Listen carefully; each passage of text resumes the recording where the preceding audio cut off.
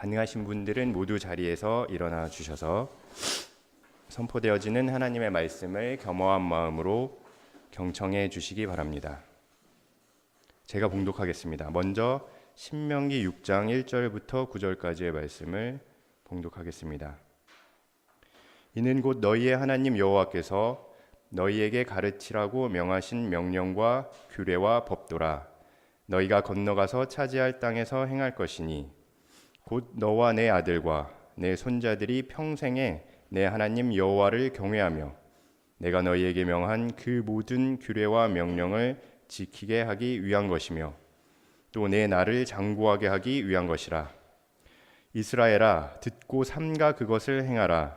그리하면 내가 복을 받고 내 조상들의 하나님 여호와께서 내게 허락하심 같이 젖과 꿀이 흐르는 땅에서 내가 크게 번성하리라. 이스라엘아, 들으라. 우리 하나님 여호와는 오직 유일한 여호와시니 너는 마음을 다하고 뜻을 다하고 힘을 다하여 내 하나님 여호와를 사랑하라.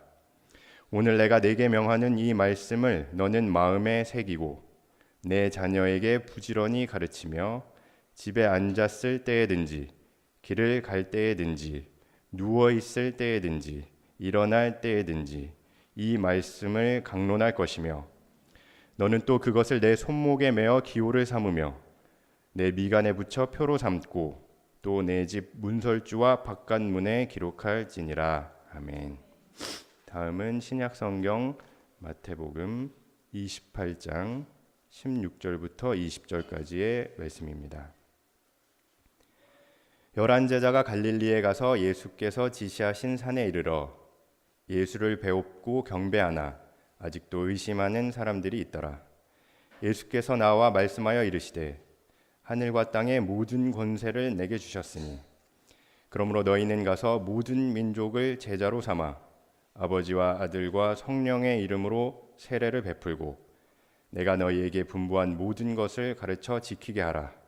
볼지어다 내가 세상 끝날까지 너희와 항상 함께 있으리라 하시니라. 아멘. 이것은 하나님의 말씀입니다.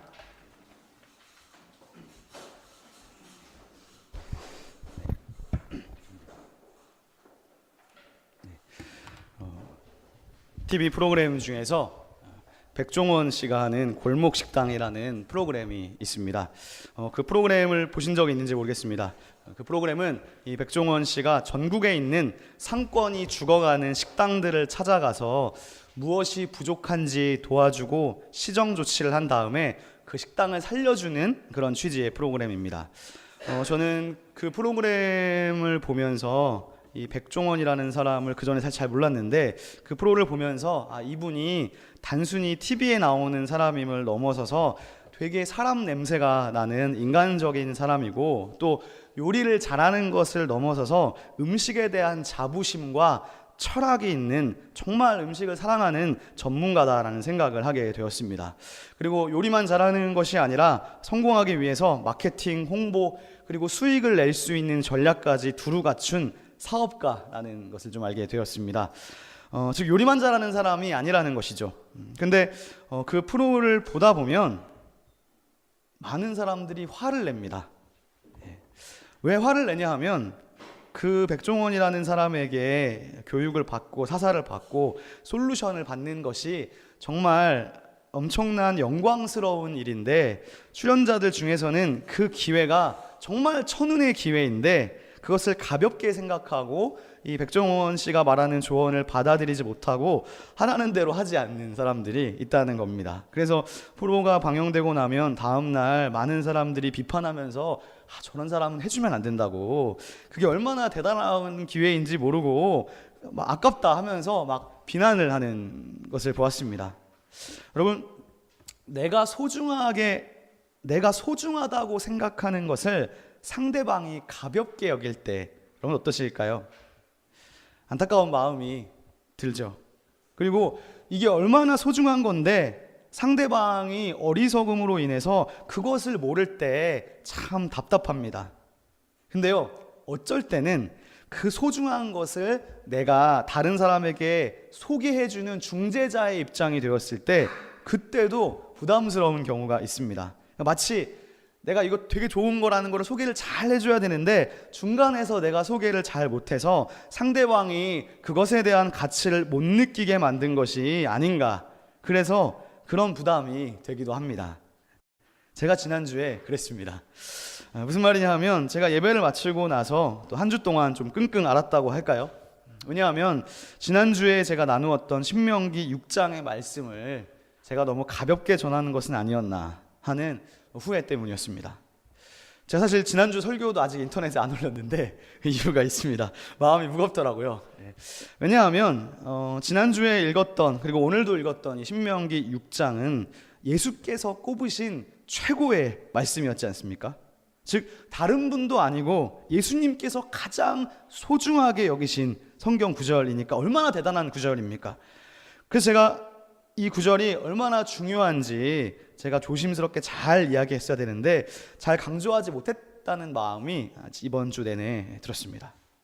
하나님을 사랑하라, 마음과 뜻과 힘을 다해 내 하나님을 사랑하라는 이 신명기의 쉐마, 이것이 주님께서 베스트로 꼽으신 구절이었는데, 그래서 주님께서 정말 소중하게 생각하는 구절인데, 제가 하나님 앞에 돌아보면서 그래, 너 내가 진짜 소중하게 여긴 거 소개 잘 해줬어 라는 이야기를 듣지 못할 것 같은 거예요.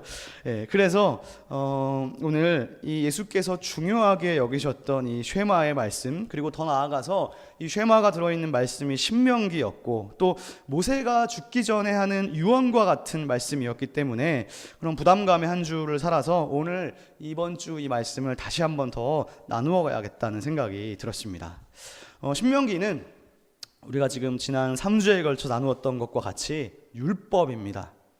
오늘이 신명기를 제가 4번째로 하고 있는데, 사실 저희는 신명기의 본론으로 아직 들어오지 않았다고 할 수 있어요. 왜냐하면 신명기의 본론은 실질적으로 내용을 읽어보면 12장부터 본격적인 가르침이 나오기 때문입니다. 그러니까 무슨 말이냐 하면 1장부터 11장까지는 어떤 맥락에서는 이 하나님의 율법의 가르침의 내용이 무엇인지를 말해주기보다는 앞부분은 이런 거예요. 이 신명기가 얼마나 중요한 책인지 그것을 더 강조하는 것처럼 여겨지기 때문입니다. 오늘 우리가 읽었던 6장 1절에 보면 모세가 이렇게 말씀합니다. 이것은, 여기서 이제 이것은이라는 말이 신명기 말씀 자체를 가리키는 거예요. 이 신명기는 하나님이 너희들에게 가르치라고 명령하신 명령과 규례와 법도입니다. 한마디로 율법입니다. 근데 이 율법은 하나님이 가르치라고 하신 것입니다. 그런데 이 율법을 가르치라고 하신 데에는 이유가 있어요. 2절 말씀에 보면 궁극적으로 너희들의 나를 장구하게 하기 위함입니다. 즉 이 말씀대로 살면 너가 잘 되고 오래오래 잘 살 거야. 그것을 하나님이 약속하고 있습니다. 그래서 백성들에게 율법을 가르치라고 말씀합니다. 즉 이 신명기 말씀을 쫙 읽어보시면요, 앞부분 1장부터 11장까지는 이 신명기의 율법이 어떤 내용인지를 말한다기보다는 주로 이 신명기가 얼마나 중요한 하나님이 주시는 계시의 말씀인지를 더 강조하는 것처럼 여겨져요. 그래서 한마디로 말하면 교육의 중요성을 말하는 것 같아요. 가르치라는 것이죠. 즉 여러분들이 잘 되려면 신명기를 읽는 수준이 아니라요, 신명기를 잘 가르쳐야 됩니다. 이 말씀을 배우고 가르치는 것이 여러분들이 잘 되는 유일한 길입니다. 이것이 오늘 하나님이 우리에게 주시는 중요한 원리입니다.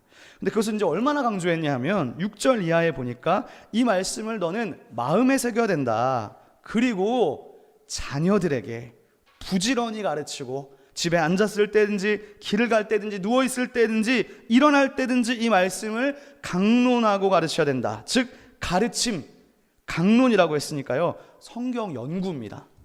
성경을 배우는 것이, 말씀을 배우는 것이 얼마나 중요한지를 강조하고 있다는 것입니다. 여러분, 기독교의 특징이 뭔지 아십니까? 기독교의 하나님은요, 말씀하시는 하나님입니다. 그 말이 무슨 말이냐면요, 눈보다 귀가 중요하다는 거예요. 그러니까 기독교는요, 하나님을 신을 보는 것이 중요한 종교가 아니라 신의 말씀을 듣는 데 초점이 있는, 듣는 것을 중요하게 여기는 종교가 기독교입니다.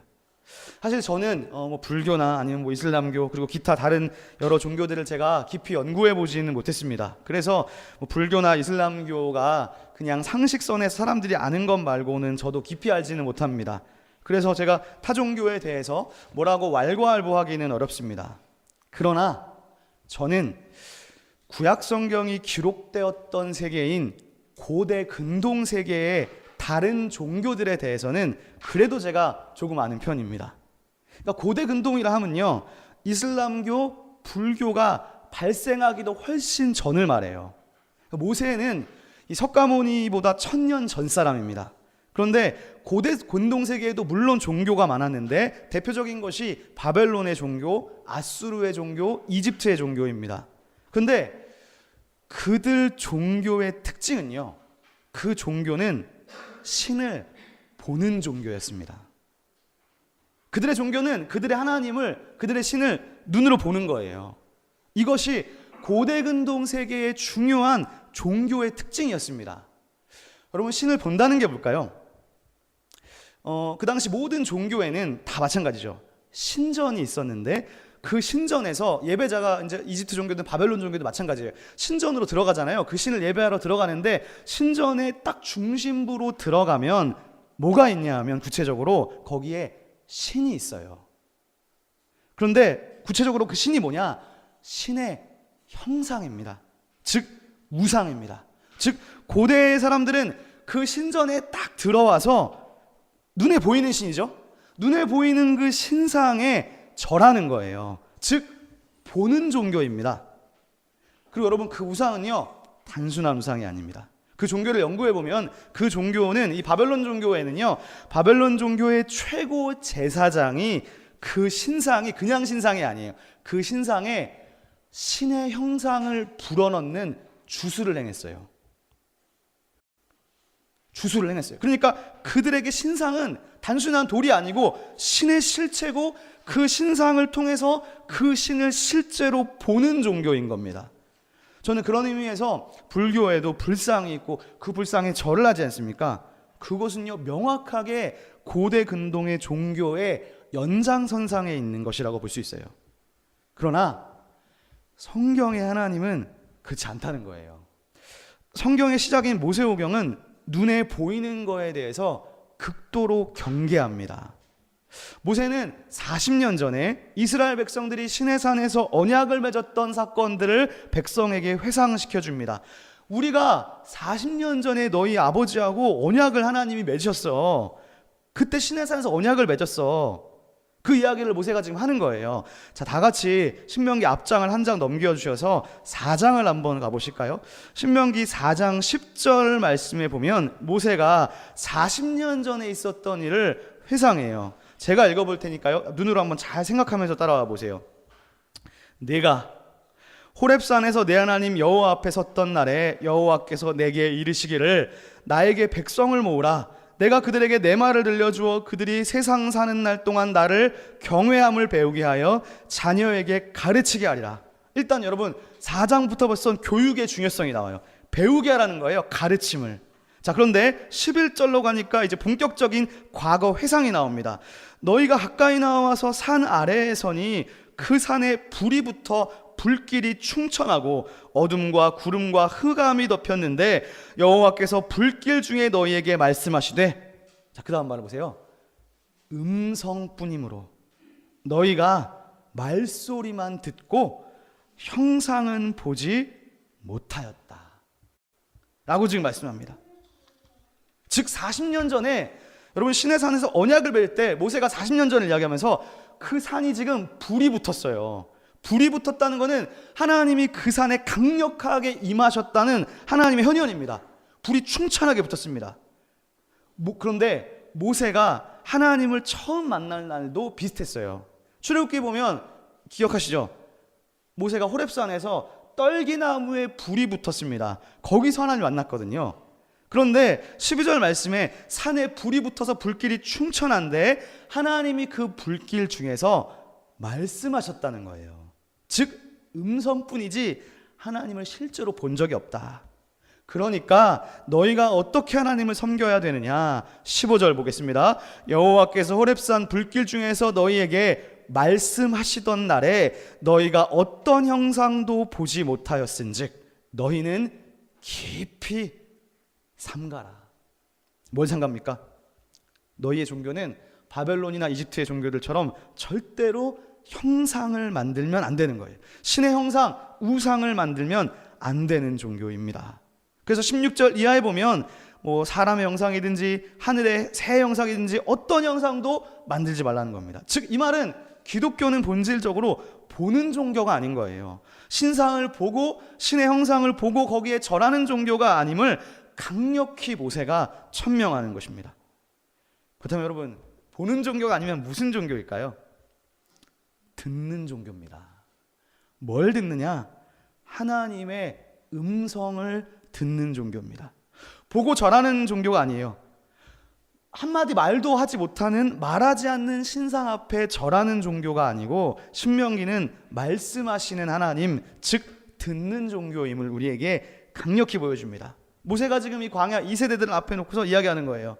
여러분, 이 모세의 말은요, 지금 그냥 자기 말이 아니고요, 하나님이 모세를 통해 하시는 말씀입니다. 그래서 모세의 말이 하나님의 말씀입니다.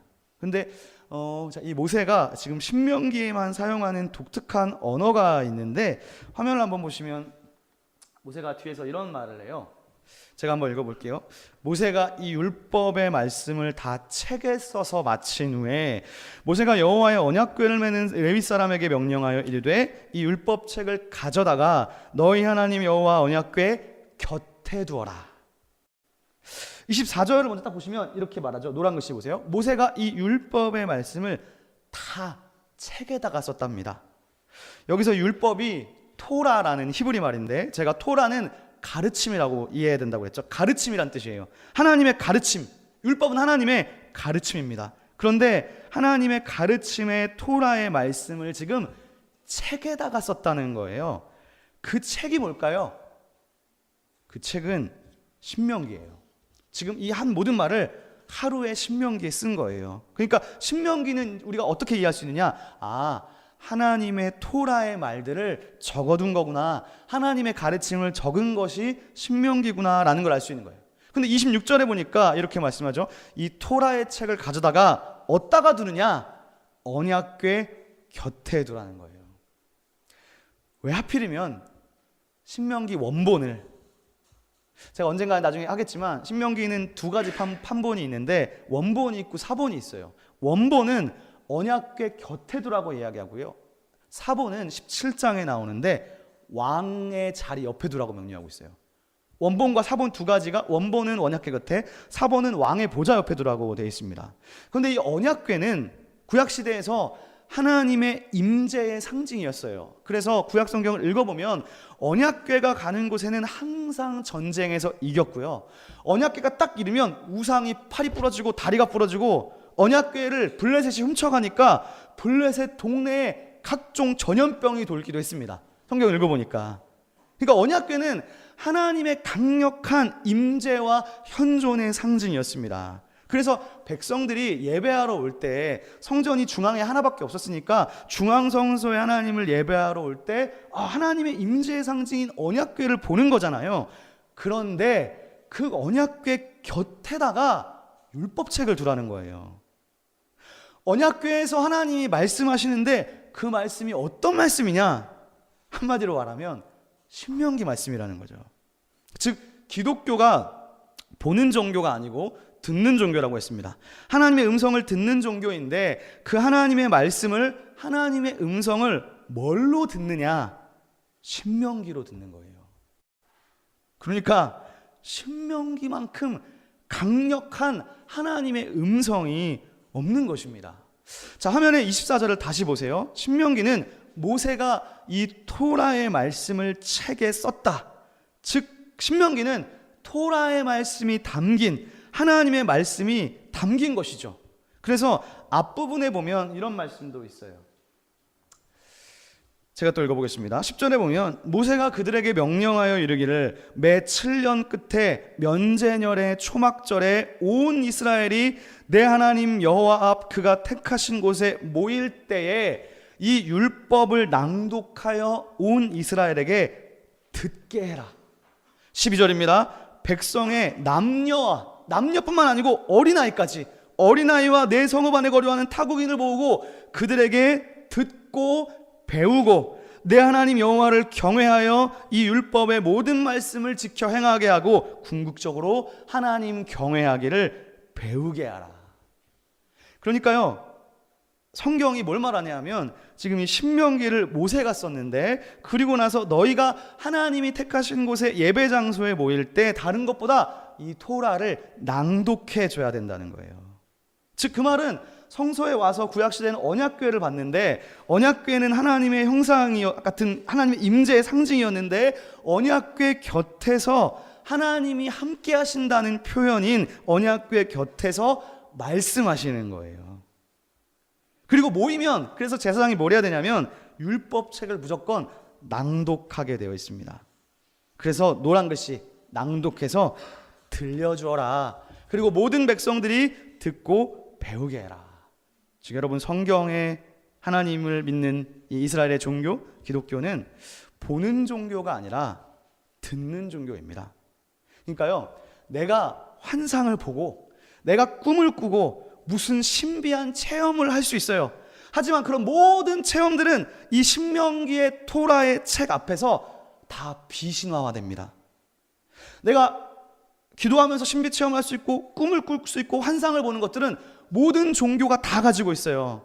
근데 여러분, 만약에 이 기독교의 중심이 신비 체험과 환상을 보는 곳이 핵심이었다면 기독교는 지금까지 살아남지 못했을 거예요.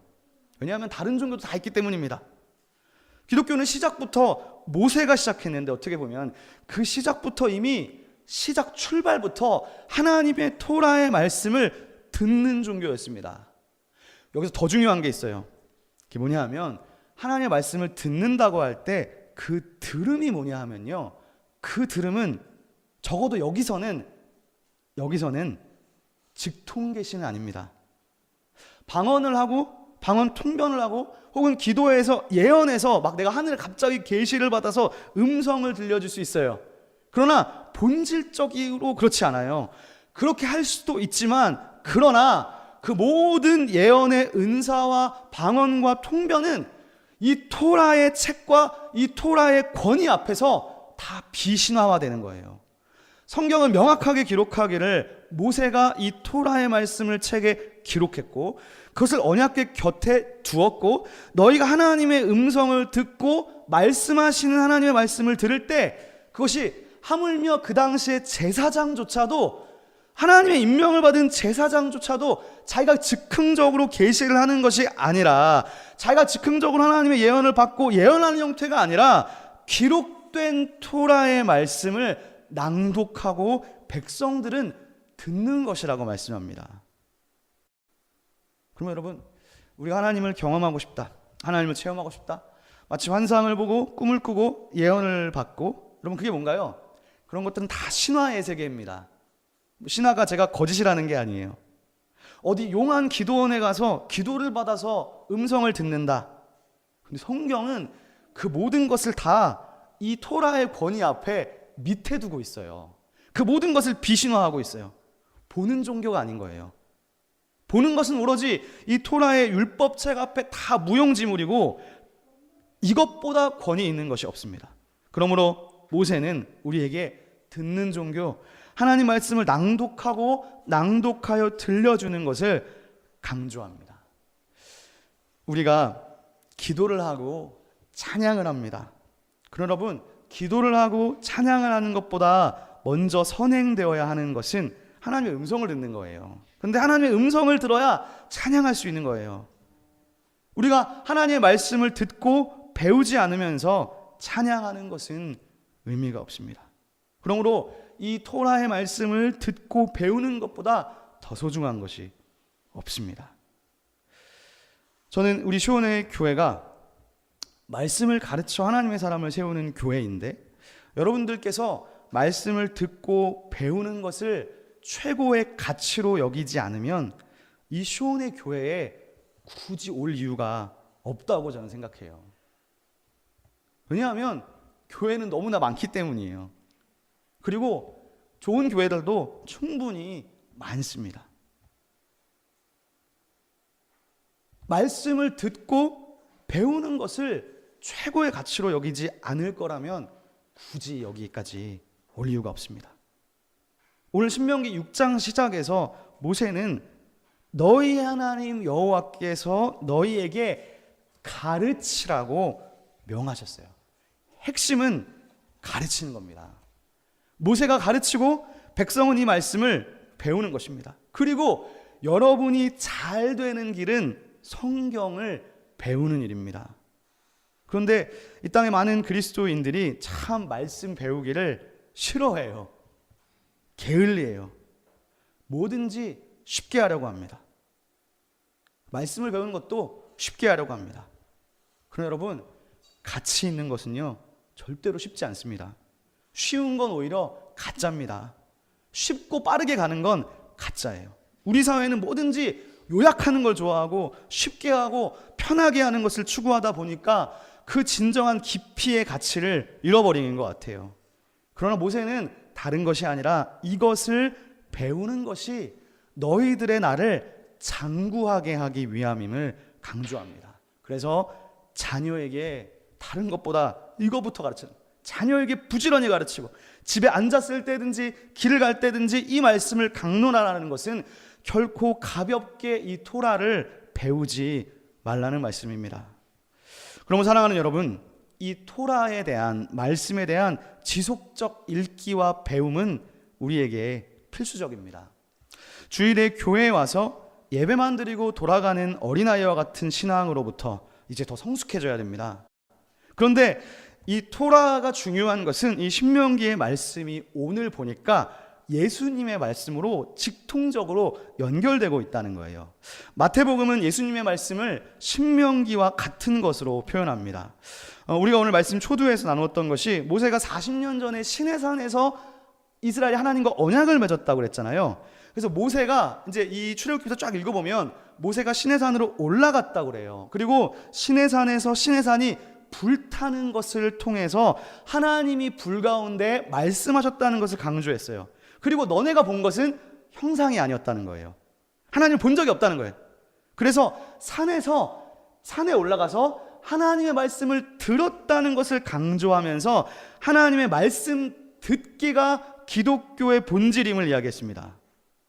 그래서 신명기의 강조는 산에서 토라를 듣고 산에서 십계명을 배우고, 즉 산이라는 말이 신명기에 50번이 넘게 나와요. 산이란 말이 많이 나와요. 즉 40년 후로 와서 신명기를 읽고 들으라는 말씀은 마치 40년 전에 시내산에서 하나님이 말씀하셨던 그 하나님의 살아있는 음성을 오늘 똑같이 듣는다는 거예요. 그런데 마태복음을 딱 보잖아요. 여러분, 마태복음 정도는 다 읽어보셨을 거라는 생각이 들어요. 마태복음에서 예수님은 마치 모세가 산으로 올라가서 하나님의 말씀을 들려준 것처럼 산으로 올라가시는 모습을 되게 많이 강조합니다. 오늘 우리가 두 번째로 읽은 마태복음의 마지막 장이 최종 파이널 장면인데 28장 16절을 펴보시면 두 번째 본문이죠. 이런 말씀이 있어요. 11 제자가 갈릴리에 가서 예수께서 지시하신 산으로 갑니다. 마태복음은 예수님이 지시하셨던 산으로 가서 이야기가 끝나는 책이에요. 마태복음은 오늘 제가 더 자세하게는 앞으로 더 많은 시간이 필요할 것 같은데 이 신명기를 모델로 해서 산이라는 주제를 극대화시킵니다. 그런데 신명기에 이르기까지 구약 성경에서는 신명기의 주인공이 어떻게 보면 모세였습니다. 그런데 이 모세가 하나님을 처음 만났을 때가 출애굽기 3장인데 호렙산에서 아까 이야기한 것처럼 나눴습니다. 근데 그때 모세가 하나님을 처음 만났을 때 하나님이 뭐라고 했냐면 이런 말씀을 해요. 출애굽기 3장에 보면 모세야, 걱정하지 마. 내가 반드시 너와 함께 있으리라. 네가 이 백성들을 애굽에서 인도하여 낸 후에 너희들이 다시 이 산으로 와서 하나님을 예배할 거야. 즉 지금은 내가 너 혼자 불렀지만 네가 반드시 백성들을 다시 이 산으로 데리고 올 거야. 그러면서 내가 너와 함께 있을 것이다 라고 약속합니다. 그래서 모세는 최초로 호렙산에서 말씀하시는 하나님의 말씀을 들었습니다.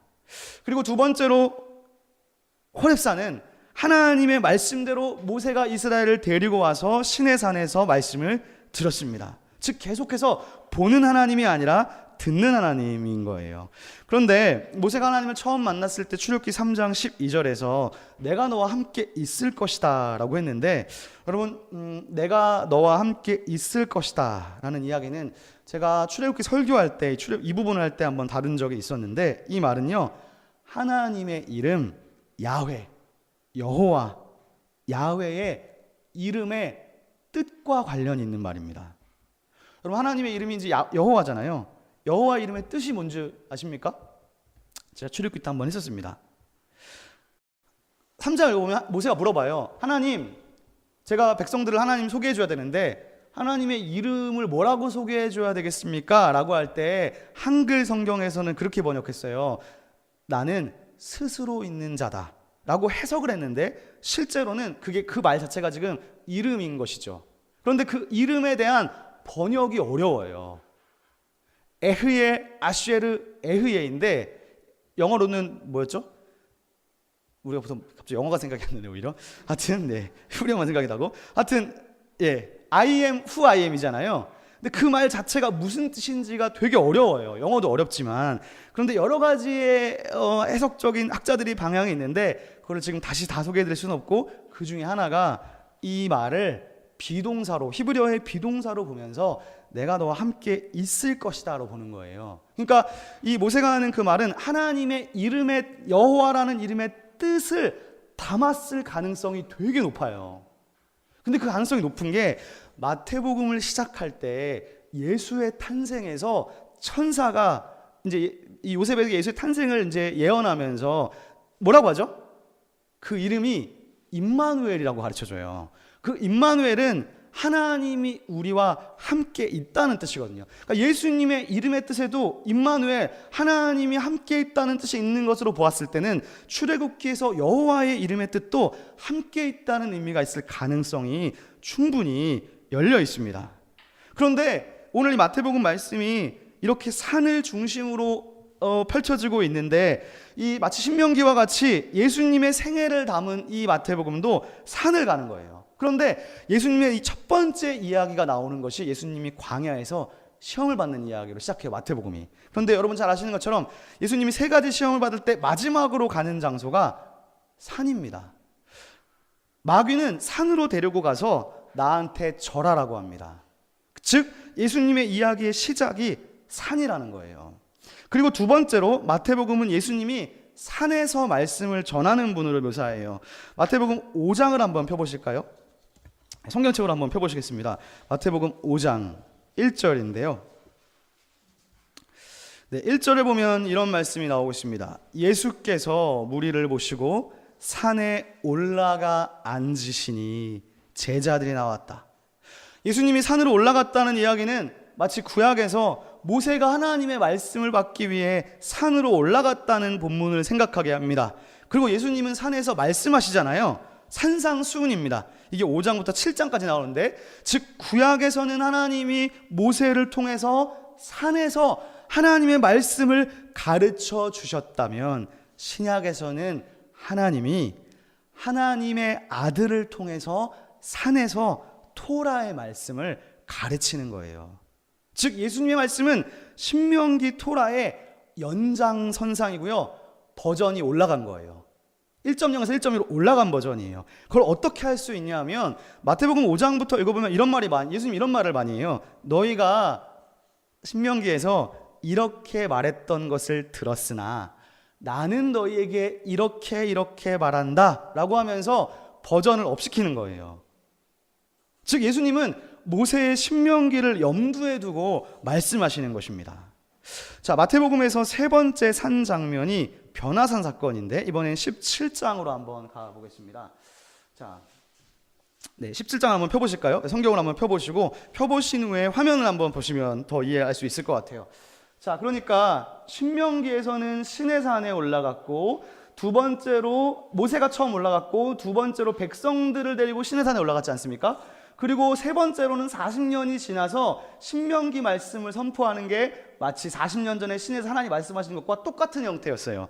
이 표로 보면 이래요. 그런데 마태복음에서는 4장에서 예수님이 산에서 유혹을 받으시고, 그 다음에 5장에서 산상수훈이죠. 산에 올라가서 마치 모세가 하나님의 말씀을 전해준 것처럼 하나님의 아들인 예수가 산에서 말씀을 선포하고 있어요. 그리고 세 번째로는 지금 17장인데 예수님이 변화산으로 가십니다. 자, 1절 말씀을 보겠습니다. 여러분들께서 1절만 한번 읽어주시겠습니다. 소리내서 읽어주실게요. 시작.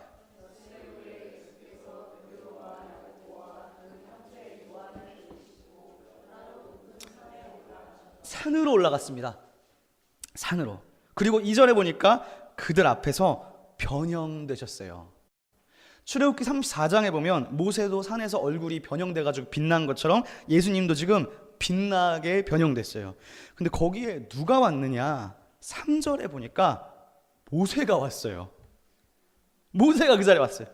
즉 예수님이 변형되셨고 모세도 변형됐는데 그 자리에 모세가 온 거예요. 마태복음에서 예수는 하나님의 아들인데 하나님의 아들로서 산에서 당신의 말씀을 전한 하나님입니다. 즉 모세가 왔다는 것은 구약에서 모세가 하나님이 모세를 통해 신명기를 통해 말씀하는 것처럼 이제는 하나님의 아들이신 예수를 통해서 그것을 말씀하신다는 것과 아주 유사합니다. 그래서 마태복음은 신명기를 따라서 산에서 말씀하시는 하나님을 강조합니다. 이제 마지막 산 장면으로 가보겠습니다. 28장입니다. 16절을 보시겠습니다. 마지막 장 16절에 보니까 제자들은 예수께서 지시하신 산으로 갑니다. 그리고 예수님이 이런 말씀을 하세요. 19절을 보실까요? 그러므로 너희는 가서 모든 민족을 제자로 삼아 아버지와 아들과 성령의 이름으로 세례를 베풀고 내가 너희에게 분부한 모든 것을 가르쳐 지키게 하라. 이 말씀 많이 들으셨죠? 저는 오늘은 이 말씀을 이 부분에 집중하고 싶은데 예수님이 너희에게 분부한 모든 것, 이 말을 그리스어로 보면 신명기에서 이런 표현이 있었죠. 모세가 기록한 율법의 모든 말씀과 언어적으로 평행합니다. 즉 신명기의 모세를 생각나게 하는 말씀입니다. 그런데 20절을 계속해서 보니까 예수님이 이렇게 말씀하세요. 볼지어다 내가 세상 끝날까지 너희와 항상 함께 있으리라. 예수님이 함께 하심, 하나님이 함께 하시는 중요한 표지가 뭐냐? 예수님의 복음의 말씀을 가르치는 것입니다. 우리가 하나님과 함께하는 것도 중요하지만 본질적으로는 하나님이 나와 함께 해주는 게 더 중요해요. 하나님이 우리와 함께하면 우리는 승리할 수 있고요. 하나님이 도와주셔야 되는 것이 많잖아요. 하나님의 도우심, 하나님의 임재, 하나님의 함께하심이 필요할 때가 살아가면서 너무나 많습니다. 그런데 내가 지금 하고 있는 게 하나님이 함께하는 건지 하나님 버리고 하는 건지 이것을 뭘로 경험할 수 있고 뭘로 증명할 수 있느냐? 오늘 주님은 이렇게 말씀해요. 내가 너희에게 분부한 이 말씀을 가르쳐라. 즉 이 예수의 복음이 가르쳐지고 설교되고 선포될 때마다 하나님이 너희와 함께 동행하시겠다고 약속합니다. 마치 신명기에서 모세가 율법의 말씀을 책에 다 쓴 다음에 언약궤 곁에 두라고 한 것과 같아요. 언약궤 곁에 두고 이 신명기 말씀을 읽고 낭독해서 백성에게 가르쳐주면 내가 너희와 함께 하겠다는 거예요. 이게 신명기거든요. 신명기에서 하나님의 임재를 매개하는 것은 이 토라에 대한 지속적 읽기입니다. 그러므로 우리가 명심해야 될 것은 저와 여러분이 하나님의 함께 하심을 경험하고 싶으면 이 신명기와 예수의 복음의 말씀을 가르쳐라. 이 말씀을 가르칠 때 하나님의 임재가 지속됩니다. 거꾸로 말하면 내가 아니면 교회가 나와 여러분과 교회가 정말 하나님이 함께 하시는 교회냐, 하나님의 임재가 있는 교회냐, 하나님이 함께 하지 않는 교회냐, 그거는 뭘로 알 수 있느냐? 거꾸로 생각하면 이 신명기와 예수의 복음을 가르치고 있느냐, 그것으로 판단할 수 있다는 거예요. 이 토라의 말씀을 가르치지 않는 교회는 하나님이 함께하는 교회가 아닌 것입니다. 마찬가지죠. 여러분들이 하나님이 함께 하시기를 원한다면 여러분은 이 말씀을 가르쳐야 되는 거예요. 가르침이 곧 증거이고 하나님의 역사가 나타나는 증거입니다. 그러므로 가르치기 위해서는요, 먼저 배워야 됩니다. 배워야 가르칠 수 있는 거예요. 말씀을 정리하고자 합니다. 신명기 6장 1절에서 모세는 이렇게 이야기했습니다. 너희 하나님 여호와께서 너희에게 가르치라고 명하신 것이다. 오늘 내가 내게 명하는 이 말씀을 내 자녀에게 부지런히 가르쳐라. 집에 앉았을 때든지 길을 갈 때든지 누워 있을 때든지 일어날 때든지 이 말씀을 강론할 것이다. 그리고 이렇게 이야기해요. 이스라엘아, 듣고 삼가 그것을 행하라. 그리하면 내가 복을 받고 내 조상들의 하나님 여호와께서 내게 허락하심과 같이 젖과 꿀이 흐르는 땅에서 내가 크게 번성하리라. 사랑하는 여러분, 무엇을 찾으러 이 작은 개척 교회까지 나오셨습니까? 여러분들이 무엇을 얻기 위해 이 자리에 오셨습니까? 저희들은 하나님의 말씀을 가르쳐서 하나님의 사람을 세우는 것이 우리의 본질적인 정신입니다. 여러분들이 무엇을 얻고자 이 자리에 왔든지 분명한 것은 예수를 제대로 믿으려면, 신앙생활을 제대로 하려면 다른 것보다 신명기의 말씀을 들어야 됩니다. 그리고 배워야 됩니다. 신명기를 배우지 않고서, 말씀을 배우지 않고서 결코 올바른 신앙생활을 할 수 없고, 율법의 말씀을 배우지 않고서 절대로 하나님을 알 수 없습니다. 하나님의 함께 하심은 이 토라의 지속적 읽기가 보증합니다. 이 말씀에 대한 지속적 읽기가 하나님의 함께 하심을 보증합니다. 그러므로 사랑하는 여러분, 다음 한 주 살아가는 삶 가운데 이 말씀에 대한 지속적 읽기가 여러분 가운데 있어서 하나님의 함께 하심을 경험하고, 나아가 세상 가운데 말씀을 가르쳐서 하나님 나라를 이 땅 가운데 이루어가는 그런 복된 여러분들이 되시기를 주님의 이름으로 축원합니다. 기도하겠습니다. 사랑하는 하나님 아버지, 감사합니다. 하나님, 너는 이 말씀을 마음에 새기고 내 자녀에게 부지런히 가르치라고 말씀하셨습니다.